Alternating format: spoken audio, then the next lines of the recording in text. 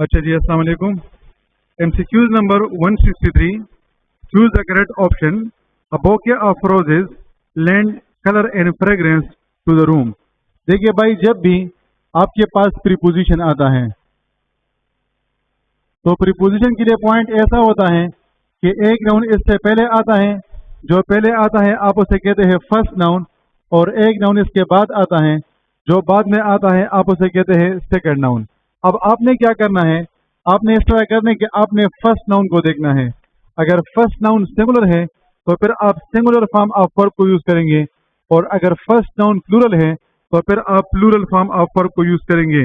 अब अबोके चूंकि सिंगुलर को रेफर कर रहे हैं तो इस वजह से इसके साथ सिंगुलर फॉर्म ऑफ वर्ब को यूज किया जाएगा। तो that is why the right option is option B. आप लोगों ने एक चीज का ख्याल रखना है, फॉर एग्जाम्पल अगर यहाँ पर हमने देखे बॉय और फिर हमने देखे बॉयज, या यहाँ पर हमने देखे गर्ल और फिर हमने देखे गर्ल्स। अब जब किसी नाउन के साथ एस या ई एस नहीं होता तो वो सिंगुलर होता है, और जब उसके साथ एस या ई एस आ जाता है तो फिर ये प्लूरल बन जाता है। लेकिन जहाँ तक वर्ब की बात है तो वर्ब में यहाँ पर रूल थोड़ा सा डिफरेंट है। फॉर एग्जाम्पल अगर यहाँ पर हमने लिखा कि प्ले और फिर हमने लिखा कि प्लेस, या यहाँ पर हमने देखा स्टार्ट और फिर हमने यहाँ पर लिखा स्टार्ट। अब जिस वर्ब के साथ एस या ई एस नहीं होता वो प्लूरल होता है, और जिसके साथ एस या ई एस होता है तो वो सिंगुलर बन जाता है। तो that is why the right option is option B. MCQs number 164, choose the correct option. भाई याद रखें, जब भी आपके पास ये 5 कंजंक्शंस आते हैं, आइदर और, neither, nor, not only, but also, और एंड नॉर। अब इसमें भी वही वाला पॉइंट है कि एक नाउन इससे पहले आता है जिसको आप फर्स्ट नाउन कहेंगे, और एक नाउन इसके बाद आता है जिसको आप सेकंड नाउन कहेंगे। अब यहाँ पर आपका जो वर्ब होगा वो सेकंड नाउन के साथ एग्री करेगा। सेकंड नाउन के साथ एग्री करने का मतलब ये है कि आप सेकंड नाउन को देखेंगे।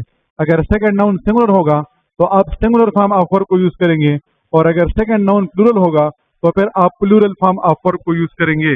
अब यहाँ पर आप देखिए, माई ग्रैंडपा और माई सिस्टर्स आर। अब सिस्टर चूंकि प्लूरल है तो इस वजह से इसके साथ आर ठीक है, जबकि MCQs नंबर सी को अगर आप देखते हैं तो आइदर माई सिस्टर्स और ग्रैंडपा इज, तो ग्रैंडपा चूंकि सिंगुलर है तो इस वजह से इसके साथ सिंगुलर फॉर्म ऑफ वर्ब को यूज किया गया है। तो that is why the right option is both A and C. तो आप लोग का जो ऑप्शन डी होगा वो आप लोग का राइट ऑप्शन बन जाएगा।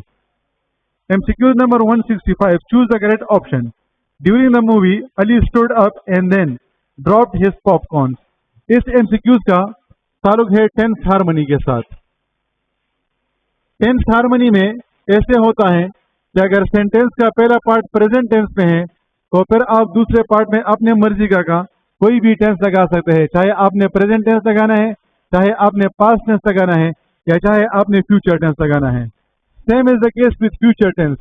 फ्यूचर टेंस और प्रेजेंट टेंस में आप लोग के ऊपर किसी किस्म का भी रिस्ट्रिक्शन नहीं है।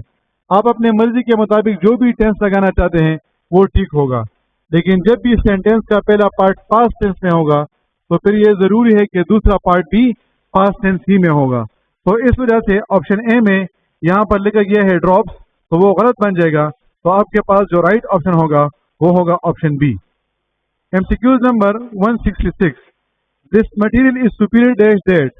भाई जितने भी वो वाले एडजेक्टिव्स होते हैं जिसके एंड में IOR आता है, for example superior, inferior, junior, senior, interior वगैरह, तो आपने हमेशा इसके बाद प्रीपोजिशन टू को यूज करना है। तो that is why the right option is option B.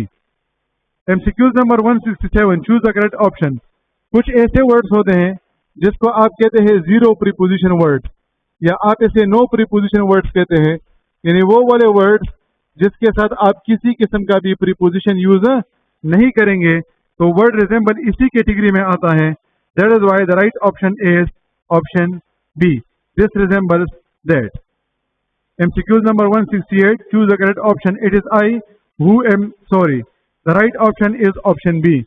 जब भी आपके पास वर्ड who, which और that आता है तो याद रखिए कि इससे पहले या तो नाउन आता है या प्रोनाउन आता है और इसके बाद वर्ब आता है। अब ये जो वर्ब होगा ये इस नाउन या प्रोनाउन के मुताबिक होगा. अगर ये सिंगुलर है तो ये भी सिंगुलर होगा, अगर ये प्लूरल है तो ये भी प्लूरल होगा. अब इस सेंटेंस में चूंकि यहाँ पर आई आया है तो इस वजह से आई के साथ क्या आता है, आई के साथ एम आता है. तो that is why the right option is option B. Directions: read each sentence to find out whether there is any grammatical error or idiomatic error in it.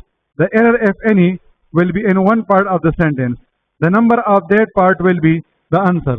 भाई याद रखें MCQs नंबर 169 में इस तरह है कि जब भी आपके पास few, a few और the few आता है तो आपने इसके बाद हमेशा प्लूरल फॉर्म ऑफ वर्ब को यूज करना है. जब भी लिटिल, a little और द लिटिल आता है तो आपने इसके बाद सिंगुलर फॉर्म ऑफ वर्ब को यूज करना है. अब अगर आप इस एमसीक्यूज को देखते हैं तो few of the suggestion sounds नहीं होगा बल्कि साउंड होगा, क्योंकि जब भी वर्ब के साथ एस या ई एस आता है तो फिर यह सिंगुलर बन जाता है. तो the right option is option C. MCQs number 170. I went to the library to get as many information as I could. एक आपके पास है मेनी